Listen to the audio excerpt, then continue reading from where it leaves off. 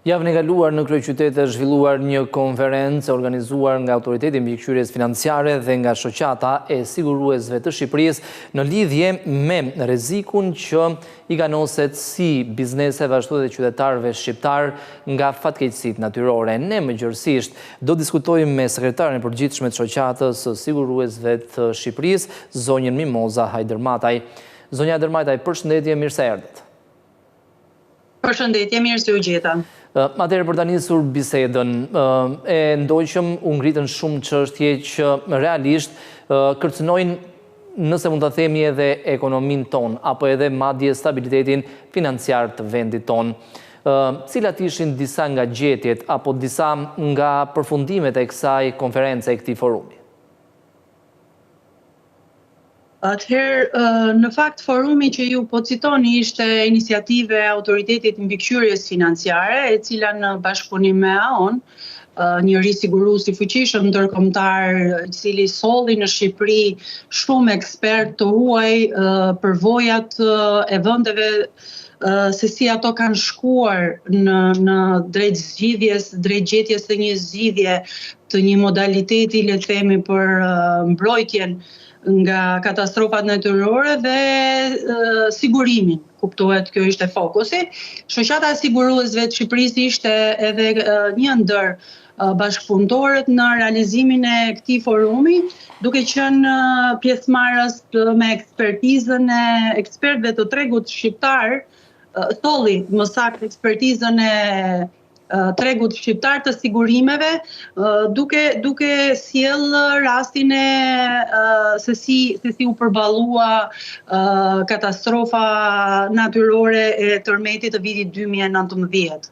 Pra, kjo ishte pak a shumë fokusi i të gjitha diskutimeve, duke u përpjekur për të ndërgjegjësuar të gjitha aktorët që u bën bashkë, institucionet shtetërore, ekspertët ndërkombëtar të huaj dhe tregu shqiptar i sigurimeve, se kush janë sfidat, si kanë kaluar dhe vendet e tjera, sepse fenomeni katastrofave natyrore, le të themi, është një fenomen që po prek botërisht të gjitha vendet dhe Shqipëria, sipas studimeve dhe të Bankës Botërore, ka hyrë tashmë në atë hartën e kuqe të alarmit të prekjes nga lloje të ndryshme të katastrofave natyrore, tërmeti, por ne kemi parë edhe mbas tërmetit përmbytje apo zjarre në rastin në verë. Kështu që u diskutua, le të themi, përgjetjen e mekanizmave të qëndrueshëm financiar, se si të mbrohen qytetarët, të mbrohen bizneset dhe ekonomia e vendit, sepse Shqipëria tregoi që tërmeti vitit 2019 kapi një vlerë dëmi prej 1 miliard eurosh.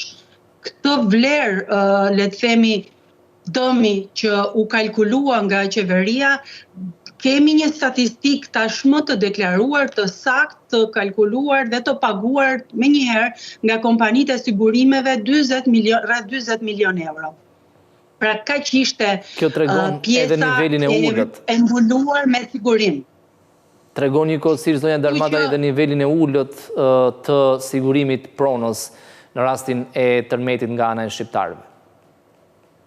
Kjo është pra ajo që unë po përpiqem t'ju shpjegoj dhe të gjithë ekspertët kur studiojnë vendet e tyre respektive, alarmi tashmë është i ngritur edhe nga Bashkimi Evropian se si të ngushtohet ky gap, kjo hapësirë shumë e madhe kur ndodhin katastrofat, që ekziston midis dëmit që shkaktohet, humbjeve të mëdha financiare dhe pjesës që është e mbuluar me sigurim.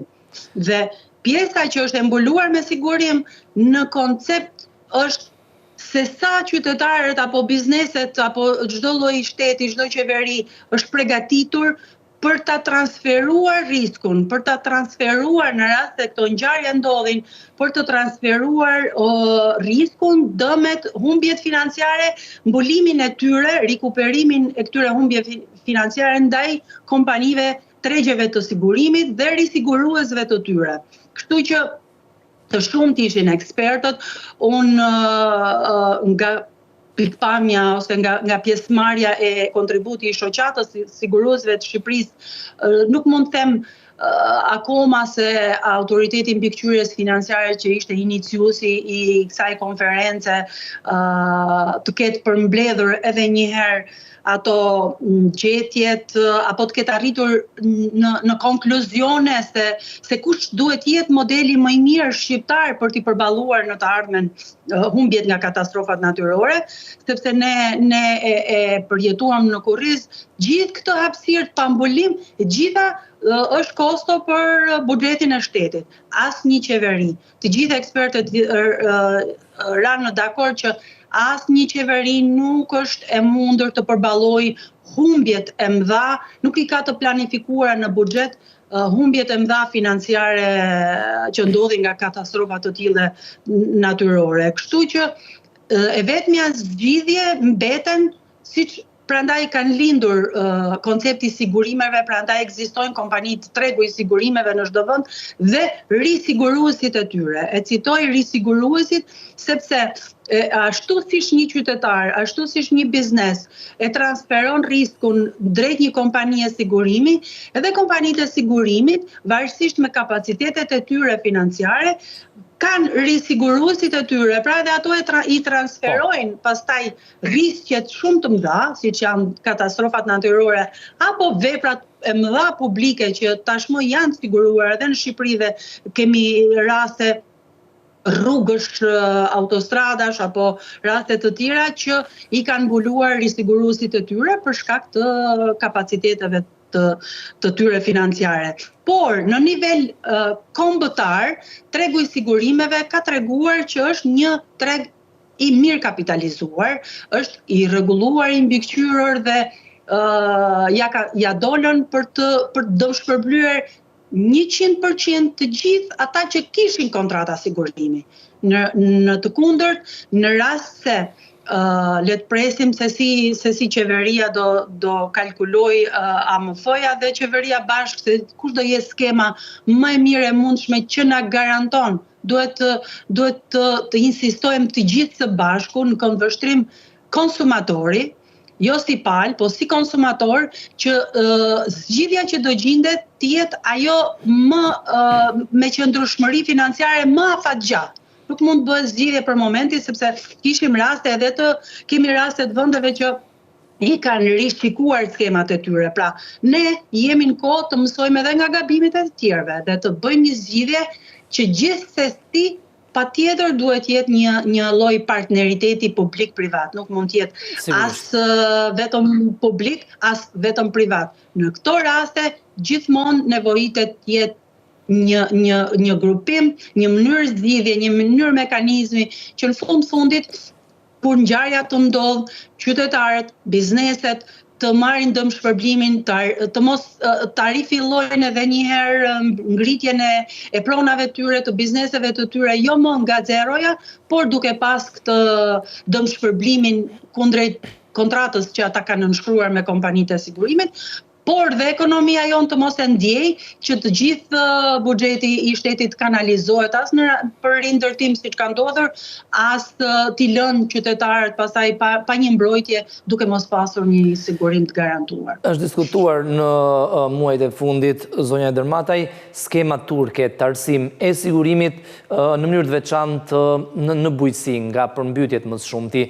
Mund të jetë një model që i përshtatet edhe karakteristikave të ekonomisë sonë? Në dijenin time edhe në Ministrinë e Bujqësisë, në mos gaboj, ka filluar të diskutohet, të artikulohet dhe diskutohet që mund të fillojë edhe Shqipëria të ndërtojë një skemë të tillë të sigurimit në bujqësi. Në fakt jemi shumë mbrapa për sa i përket edhe këtij lloj produkti edhe kësaj lloj mbrojtje, duke pas parasysh sa vulnerabël është bujqësia shqiptare, sa vulnerabël ka qenë ndaj prekjes së fenomeneve si përmbytjet apo raste të tilla katastrofash natyrore. Fermerët tanë, le të themi, nuk kemi ferma shumë të mëdha, janë shumë pak krahasuar me atë që janë konsiderohen si ekonomi familjare dhe të pamundura për ta pasur një kontratë sigurimi në bujqësi. Dhe patjetër që ky është rasti që këtu qeveria duhet ndërhyrë fort, ashtu siç ka ndërhyrë në Maqedoni, në Kosovë, i kemi raste të tilla që qeveria ndërhyn duke mbuluar një pjesë diku te 60-70% varësisht si do i dalin kalkulimet, se kështu e kanë skemat ku shteti futet partner, duke mbuluar një pjesë të primit sigurimit, pjesën tjetër e mbulojnë vetë fermerët. Dhe ne kemi quar një mendim, kemi qenë pjesë atëherë kur edhe Banka Botërore e ka diskutuar këtë si mundësi zgjidhje. Mbi këtë model, atë që ju cituat, modelin turk po punohet, por patjetër që këto duhet të jenë çdo diskutim që duhet zbresi në nivel kombëtar dhe të bëhen pjesë e tavolinave ekspertët që janë përballur me këtë gjë, të merren modele, ne jemi për atë që të merren vërtet modele të huaja, por ato duhet përshtaten, se asnjë model nuk është copy-paste, nuk duhet jetë copy-paste, të përshtaten për realitetin shqiptar. Zonja Dermataj, ne kuptojmë që kompanitë e sigurimit padyshim që nuk mund marrin përsipër një zonë e cila përmbytet një herë apo dy herë në vit, dhe duhet padyshim ajo që ju thoni edhe përfshirja e shtetit, por në pjesën tjetër, aty ku kompanitë janë të gatshme ta marrin përsipër sigurimin, pse qytetarët shqiptar nuk e sigurojnë pronën e tyre, nuk e sigurojnë banesën e tyre, nuk e sigurojnë, pa e marrë si shembull, nuk është rasti, por as jetën e tyre. Është çështje informimit, çështje kulture financiare?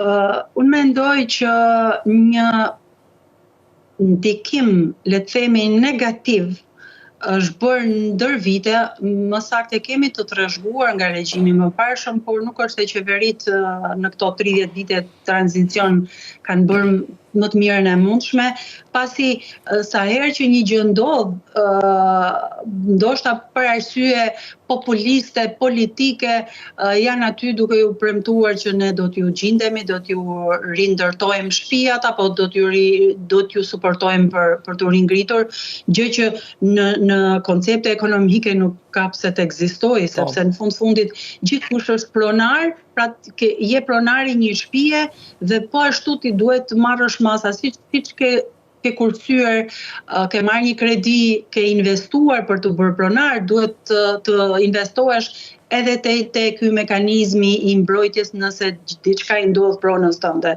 Nuk është buxheti i shtetit ai, sepse buxheti i shtetit furnizohet nga taksat tona, gjithë jemi taksa pagues dhe ne presim që taksat tona të shkojnë për përmirësimin e infrastrukturës, për arsimin, për shëndetësinë, se jo dhe për parandalimin, pra për sistemin e emergjencave civile, për ndërhyrjen në kohë nëse një ngjarje ka ndodhur të mos konsumohet i gjithë dëmi, po themi të parandalohet, por edhe të ndalohet në kohë kur janë rastet e zjarreve masive, nëse buxheti do ishte investuar për të pas më shumë mjete dhe forca ndërhyrjes, atëherë nuk do ishte katastrofa aq e madhe.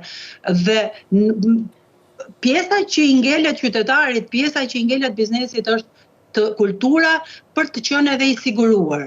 Nuk mund të jemi pak a shumë, mund të them, ai lloj populli që lutemi Zotit mos na ndodh. Por kur ndodh, pastaj është prova që shiko se kjo gjë ndodh ka dhe më gjeti të paprgatitur, të pa siguruar. Kemi raste pafund që po shohim djegje, banesash nga një shpërthim bombule gazi, jo vetëm një banesë, po zinxhir. Edhe pallat. Dhe përsëri një pallat i tërë nuk na ndizet, le të themi, ajo llampa që të kesh një kontratë sigurimi është dinjitet në radhë parë, sepse një policë sigurimi apo kompania që të mbron nesër pas nesër të dëm shpërblen, nuk është ajo që ta parandalon dëmin.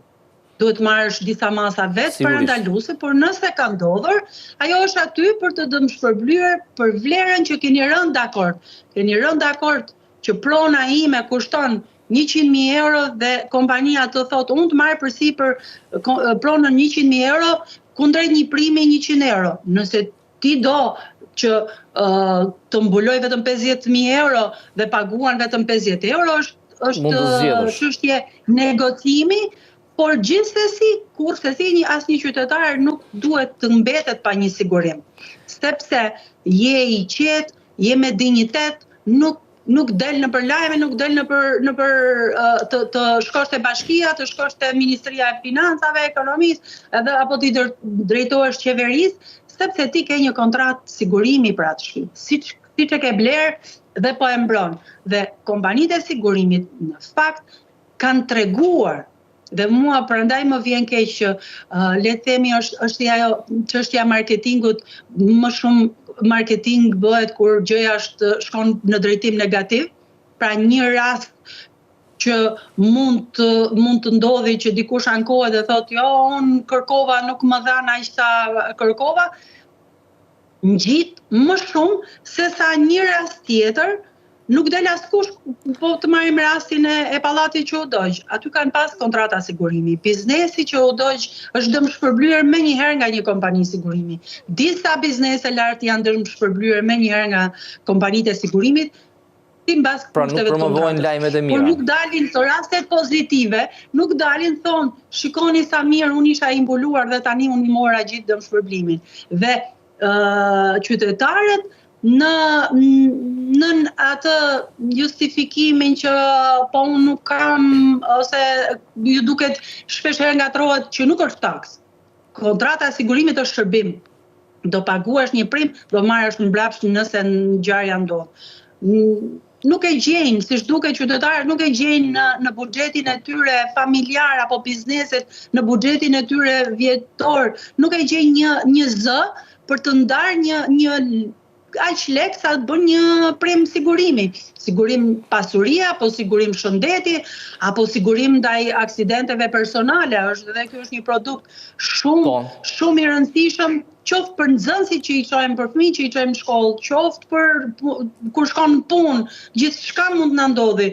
Po gjithçka mund na ndodhi nëse ke një kontratë të tillë sigurimi, shkon dinjitoz, nuk pret as shtetin që të mbuloj, po merresh vetë me shëndetin tënd personal dhe atë ta mbulon kompania e sigurimit. Prandaj është çështje kulture, është çështje se si vetë struktura shtetërore përgatisin qytetarin që hëse do të shpërblem, ndërkohë që akoma kemi raste të pambuluara nga tërmeti 2019. Zonja Darmataj, në lidhje sërish me faktin që shqiptarët nuk e sigurojnë pronën e tyre, kam përshtypjen që në disa raste nuk është thjesht çështje financiare, por është më tepër çështje e kulturës financiare. Mendoni se duhet një fushat më e madhe qoftë nga MF-ja, qoftë nga shoqata e siguruesve, mbase edhe nga vetë qeveria shqiptare, në mënyrë që mos ti lërë me shpresë ata që kur ndodh një fatkeqësi do të jetë shteti që do të dëmshpërblej. Absolutisht që po. Madje do ishte me shumë rëndësi një fushat e tillë kombëtare për të ndërgjegjësuar qytetarët mbi rëndësinë e sigurimeve. Rëndësinë e sigurimeve, sigurimi i pronës, sigurimi i shëndetit, i jetës, i profesionit, i përgjegjësive që kemi ndaj palëve të treta, duhet ishte diçka që fillon qysh nga bankat e shkollës. Duhet fillonte vendet e zhvilluara e kanë kulturën e sigurimeve deri në atë nivel sa nuk e konceptojnë dot të lëvizin pa një kontratë sigurimi. As kur shkojnë me pushime, lemo për gjërat e tjera.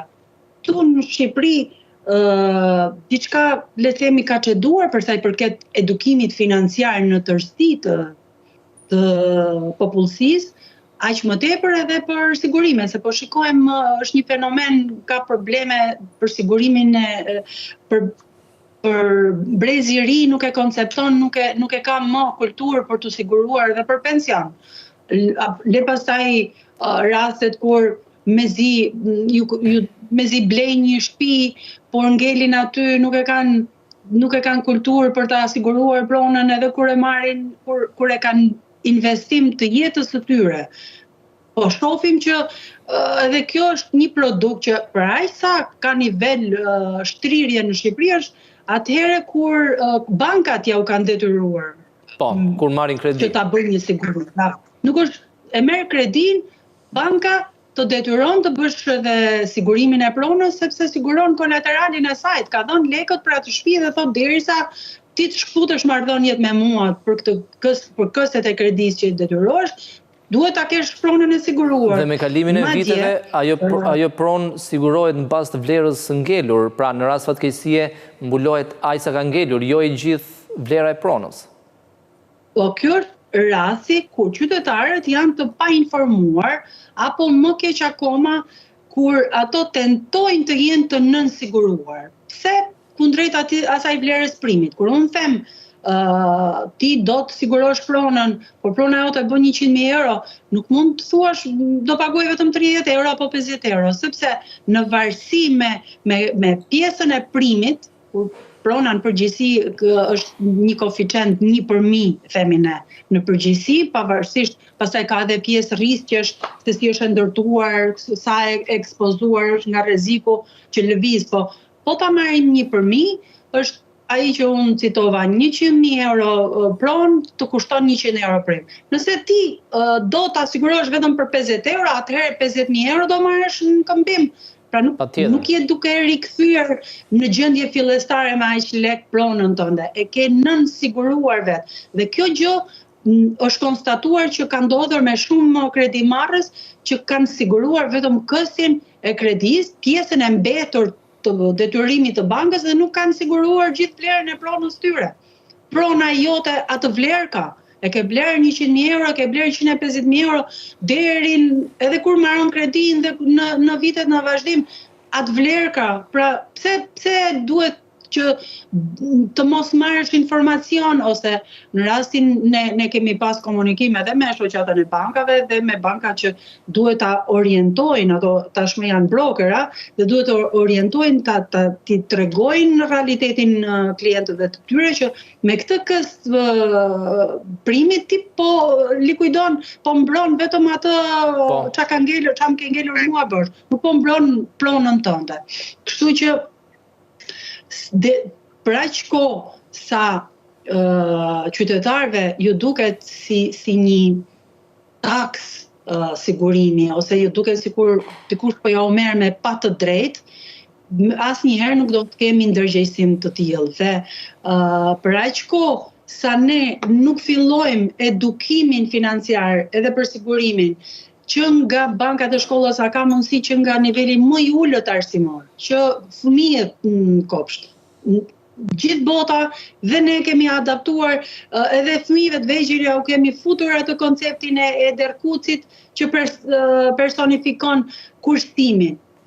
Pastaj kur thyet ai derkuc i u fut konceptin e investimit, i fton çfarë do blejmë, hajde se do blejmë të lodër, do blejmë një PlayStation, do blejmë një kukull, do blejmë një celular për të rinj për shembull, apo një monopatin, apo një biçikletë. Por nuk vazhdohet më tej me edukimin që shiko, këtë gjë që ti bleve, diçka mund të ta rrezikojë. Pra që kosa ekziston risku, ekziston rreziku. Celulari që bën 1.000 euro, të thyhet. Po, kundrejt një primi mund ta sigurosh dhe kompania e sigurimit të dëmshpërblen kur diçka i ndodhi edhe kësaj pronës tënde të vogël.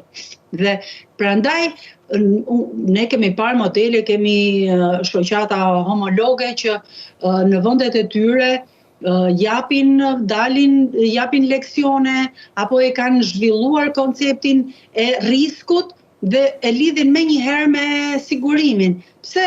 Sepse një fëmijë shkon në shkollë, po mund të rrëshqasi dhe me njëherë do duhet të ndërhyrja një ambulancë, ta çojnë në spital, të merret me trajtimin. Pse jo të mos jetë i siguruar nga këto rreziqe dhe familja të mos jetë e shqetësuar vetëm për shëndetin e fëmijës, për ecurinë, për rikuperimin, por jo dhe për problemin financiar që shoqërojnë ngjarje të tilla. Prandaj kur nuk duhet shikohet as si luks, për asnjë barr sigurimi i pronës, i shëndetit, i jetës.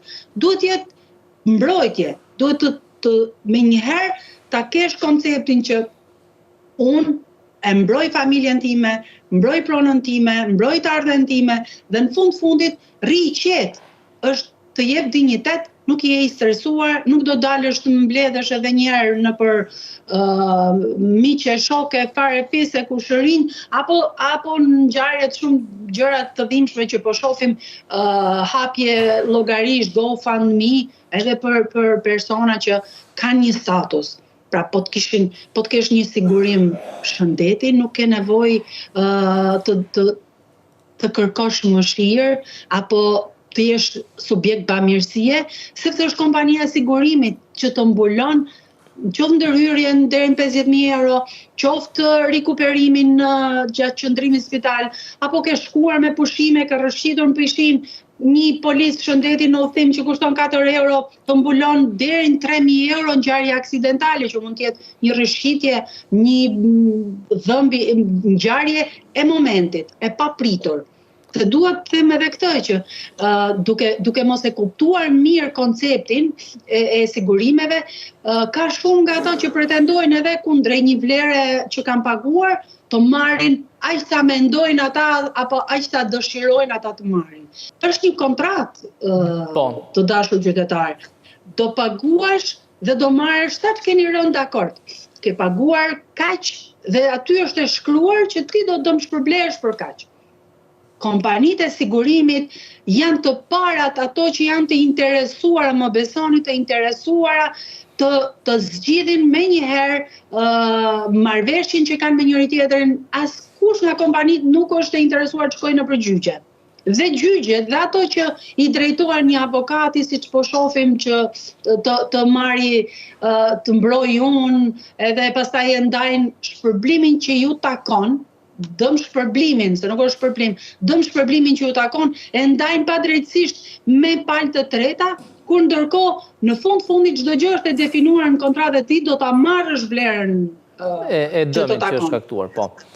Nuk ka nevojë të kesh asnjë palë të tretë mbrojtëse, as ti drejtohesh asnjë palë gjyqësore, mjafton të plotësosh dokumentacionin që kërkohet dhe është e shkruar aty.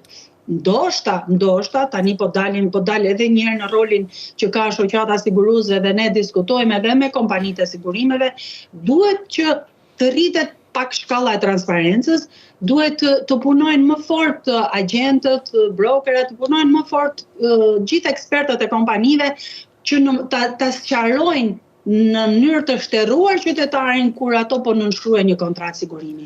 Dhe qytetarët duhet të lexojnë çdo gjë që kanë nënshkruar, që është e shkruar mbi një kontratë sigurimi. Dhe janë të mbrojtur, atëherë marrin mbrapsht ato që kanë nënshkruar.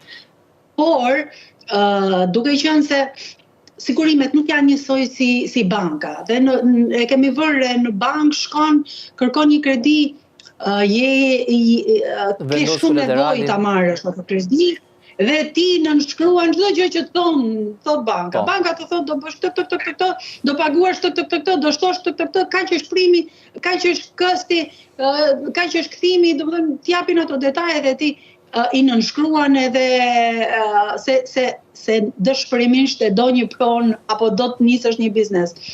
Por sigurimet janë ato që në fakt të thrasin apo të kujtojnë kur dikujt i ka ndodhur një ngjarje, kur risku po është prezent për ditë. Pavarësisht se ne mundohemi ta parandalojmë, gjithkush nuk do ta harroj sobën ndezur dhe ti digjet gjithë aneksi apo gjithë kuzhina dhe pastaj edhe të digjet edhe komshiu. Askush nuk do, por ja që po ndodh ka dhe përderisa po ndodh ka, gjumin gjithkush e bën qetë kur ka një kontratë sigurimi. Edhe një pyetje të fundit, zonja Ajdarmataj, në lidhje me një projekt ligji i cili kam përshtypjen ende është për konsultim publik, në mungesë të kulturës financiare, në mungesë të edukimit, qoftë në për shkolla sikur se e thatë ju, qeveria mendon që të paktën tërmetin, sigurimin ndaj tërmetit ta bëj me detyrim. Është zgjidhja e dur të paktën duke parë edhe realitetin ton? Shikon, kur citon fjalën detyrim, në fakt nuk është se tingëllon mirë.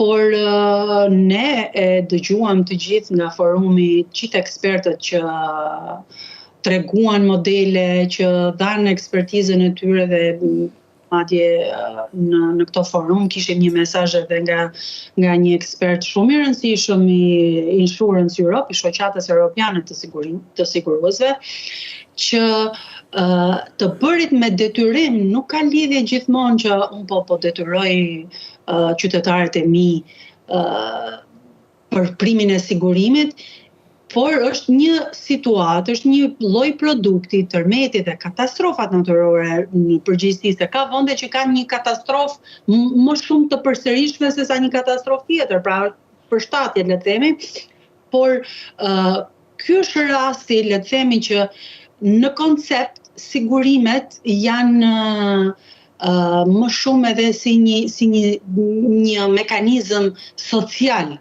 Pra kontributorët duhet jenë të shumt në një skem, në mënyrë që edhe primi të jetë më i ulët, por dhe ajo shkalla e mbulimit me sigurim në nivel kombëtar duhet jetë më e lartë, në mënyrë që siguruesit apo kjo skema që shtetet e kanë me pool të zgjidhur, që është shteti plus kompanitë e sigurimit plus risiguruesit, të jetë i mjaftueshëm.